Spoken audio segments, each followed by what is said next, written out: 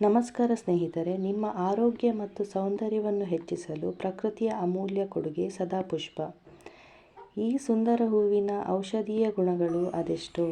ಈ ವಿಡಿಯೋದಲ್ಲಿ ಸದಾಪುಷ್ಪದ ಆರೋಗ್ಯ ಪ್ರಯೋಜನಗಳು, ಇದರ ಆಯುರ್ವೇದ ಚಿಕಿತ್ಸೆಗಳು ಮತ್ತು ಬಳಸುವ ವಿಧಾನಗಳ ಕುರಿತು ತಿಳಿಯೋಣ.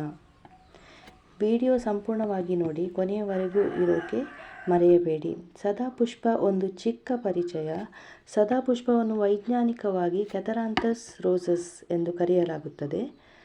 ಇದನ್ನು ನಿತ್ಯಪುಷ್ಪಿ ಪೆರಿವಿಂಕಲ್ ಎಂದು ಕರೆಯುತ್ತಾರೆ. ಈ ಸಸ್ಯವು ಭಾರತ, ಆಫ್ರಿಕಾ ಮತ್ತು ಮದಗಾಸ್ಕರ್ನಲ್ಲೂ ಪ್ರಚಲಿತವಾಗಿದೆ ಮತ್ತು ಅದರಲ್ಲಿ ಅನೇಕ ಔಷಧೀಯ ಗುಣಗಳಿವೆ. ಸದಾಪುಷ್ಪದ ಆರೋಗ್ಯ ಲಾಭಗಳು: ಡಯಾಬಿಟಿಸ್ ನಿಯಂತ್ರಣ. ಸದಾಪುಷ್ಪದ ಎಲೆಗಳಿಂದ ತಯಾರಿಸಿದ ಕಷಾಯ ರಕ್ತದಲ್ಲಿನ ಸಕ್ಕರೆ ಪ್ರಮಾಣವನ್ನು ಸಮತೋಲನಗೊಳಿಸುತ್ತದೆ. ರಕ್ತದೊತ್ತಡ ಮತ್ತು ಹೃದಯ ಆರೋಗ್ಯ.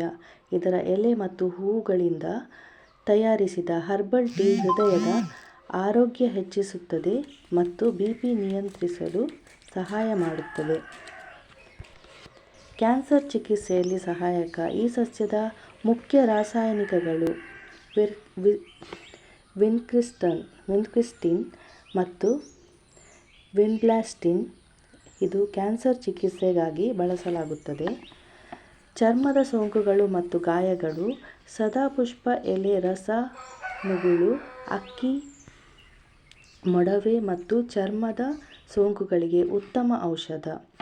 ಹಲ್ಲು ಮತ್ತು ಬಾಯಿಯ ಆರೋಗ್ಯ. ಹಲ್ಲಿನ ನೋವಿಗೆ ಮತ್ತು ಬಾಯಿಯ ಸೋಂಕುಗಳಿಗೆ ಈ ಸಸ್ಯದ ಎಲೆ ಕಷಾಯವನ್ನು ಕೌಲಿಸುವುದು ಶ್ರೇಷ್ಠ ಪರಿಹಾರ. ಇದನ್ನು ಹೇಗೆ ಬಳಸಬಹುದು ಅಂತ ನೋಡೋಣ. ಹರ್ಬಲ್ ಟೀ ಮೂಲಕ ನಾವು ಸದಾಪುಷ್ಪವನ್ನು ಬಳಸಬಹುದು. 2 ರಿಂದ 3 ಎಲೆಗಳನ್ನು ಕುದಿಸಿ ಹಾಲು ಅಥವಾ ತುಳಸಿ ಸೇರಿಸಿ ತಯಾರಿಸಿ. ಇದು ಡಯಾಬಿಟಿಸ್ ಮತ್ತು ಹೃದಯಕ್ಕೆ ಲಾಭಕರ. ಚರ್ಮದ ಸಮಸ್ಯೆಗಳಿಗೆ ಸದಾಪುಷ್ಪ ಎಲೆ ರಸವನ್ನು ಮೊಡವೆ ಅಥವಾ ಗಾಯದ ಮೇಲೆ ಹಚ್ಚಿ ನೋಡಬಹುದು. ಇನ್ನು ಆಯುರ್ವೇದ ಚಿಕಿತ್ಸೆಗೆ ಸದಾಪುಷ್ಪ ಎಲೆ ಪೇಸ್ಟ್ ಹಚ್ಚಿದರೆ ಹಾನಿಕಾರಕ ಬ್ಯಾಕ್ಟೀರಿಯಾಗಳ ವಿರುದ್ಧ ಕಾರ್ಯನಿರ್ವಹಿಸುತ್ತದೆ.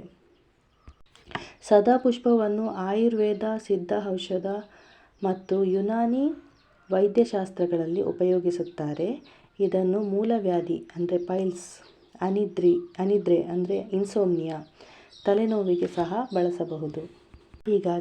ಹೀಗಾಗಿ ಆದಷ್ಟು ಈ ಹೂವನ್ನು ನಮ್ಮ ಜೀವನ ಶೈಲಿಯಲ್ಲಿ ಅಳವಡಿಸಿಕೊಳ್ಳೋಣ.